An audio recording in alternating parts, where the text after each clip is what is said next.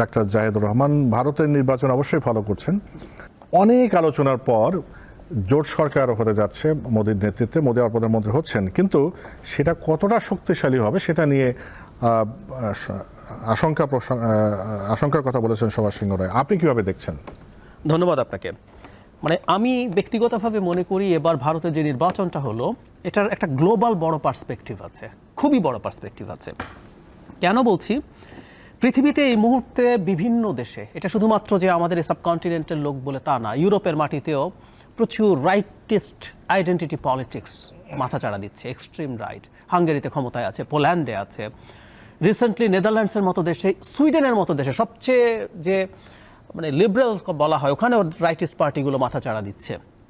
সেই পার্সপেক্টিভে অত্যন্ত রাইটিস্ট একটা হিন্দুত্ববাদী পার্টি, এবং যেটা সবচেয়ে জরুরি, BJP this is for the first time সে তার আইডেন্টিটি পলিটিক্সকে মূল এজেন্ডা করেছে ন্যাশনাল ইলেকশনে।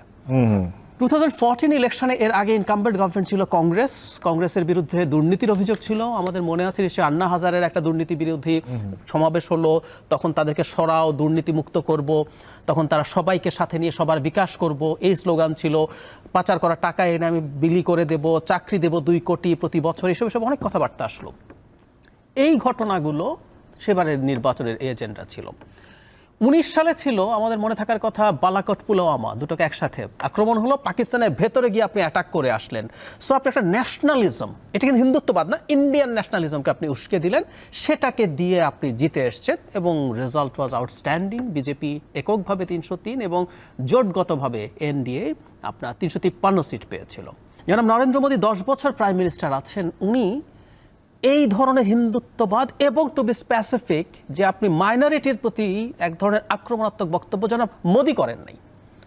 আমরা অমিত শাহকে করতে দেখছি, আমাদের মনে থাকার কথা বাংলাদেশিরা ওখানে গিয়ে টার্মাইট বলা হয়েছে, যোগী আদিত্যনাথরা করেছেন, অনেকেই করেছেন, কিন্তু জনাব মোদী করেন না। কিন্তু this is the first time প্রধানমন্ত্রী হওয়ার পর উনি এটা করা শুরু করেছেন, ফার্স্ট ফেজের ইলেকশনের পরই।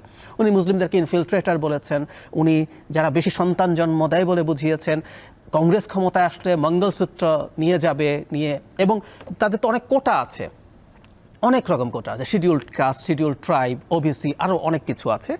প্রায় 70% মানুষ এগুলোর মধ্যে আছে, এবং বলার চেষ্টা করেছেন যে কংগ্রেস যদি আসে এগুলো থেকে নিয়ে মুসলমানদেরকে কোটা। সো স্পেসিফিকলি উনি টার্গেট করেছেন। একটা রাম মন্দির সম্পন্ন হওয়ার আগে উদ্বোধন করেছেন উনি, এবং আমাদের অনেক কিছু জানা আছে নিশ্চয়ই। ভারতের সবচেয়ে বড় যে ধর্মগুরুর আছে, তীর্থাঙ্কর বলেন, 4টা বিখ্যাত একজন তীর্থঙ্করও যায় নাই, কারণ আপনি একটা আনফিনিশ টেম্পলে আপনি আসলে দেবতার অধিষ্ঠান করতে পারেন না, কিন্তু উনি এগুলো করেছেন। তার মানে এবারকার পুরো রাজনীতিটার আসলে মূল আবহ ছিল হিন্দুত্ববাদ, এই প্রথমবারের মতো, এবং এটা আটারলি ফেল করছে। আমি স্পষ্টভাবেই বলছি, কারণ এই নির্বাচনটাকে বিজেপি এবং টু বি স্পেসিফিক জনাব মোদী এমন জায়গায় নিয়ে গেছেন যে উনি 370 বিজেপি পাবে আর জোটগতভাবে 400 পার হবে, এবং 2/3 মেজরিটি নিয়ে এসে তারা সংবিধানের অনেক পরিবর্তন করবেন, এবং অনেকে ধারণা করছিলেন যে অফিসিয়ালি ভারতকে একটা হিন্দু রাষ্ট্র হিসেবে ঘোষণা করা হতে পারে। সো এই হাইপটা তো উনি তৈরি করেছেন। সেটার পরে এখন যে রেজাল্ট আমরা দেখতে পাচ্ছি, যেখানে বিজেপি একক সংখ্যাগরিষ্ঠতাও পাচ্ছে না, যেটা 14তে তো পেয়েছেই, 1900 তো অনেক বেশি পেয়েছে, সেটা পেল না। এই যে পেল না এবং একটা জোট সরকার গঠন করতে হলো, এটা ইটসেলফই জনাব মোদির সক্ষমতা, তার নেতৃত্বের কারিজমা, ওই যে মোদি ম্যাজিক বলে একটা কথা প্রচলিত আছে, সেটার উপরে সিরিয়াস প্রশ্ন তৈরি করলো।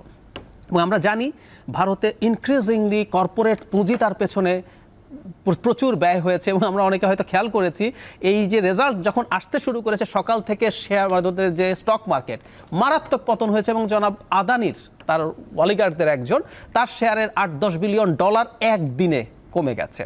সো কর্পোরেট পুঁজি ছিল, মিডিয়া একরকমভাবে তাদের পেছনে ছিল, তারপরও এই রেজাল্ট। এটা মোদির কিন্তু একটা ব্যর্থতা। ফলে একটা কোয়ালিশন গভর্নমেন্ট যদি হয়, দাদা রাইটলি বলেছেন, অন্তত যে টিডিপি আর জেডিইউ যে দুটো আছে, এ দুটো যে কোনো সময় ম্যানিপুলেট করার সুযোগ আছে। প্লাস যদি নাও করে থাকে, আপনি যখন অন্যদের উপরে ডিপেন্ড করে সরকার চালাতে হবে, আপনি আসলে দুর্বল সরকার হবেন। এবং আমি ব্যক্তিগতভাবে মনে করি জনাব মোদির নেতৃত্ব দলের মধ্যেই প্রশ্নের মুখে পড়বে, কারণ এটা অন্যের দোষ না।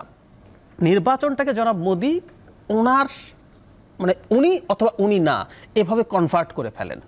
দুবার সেটা কাজ করেছে।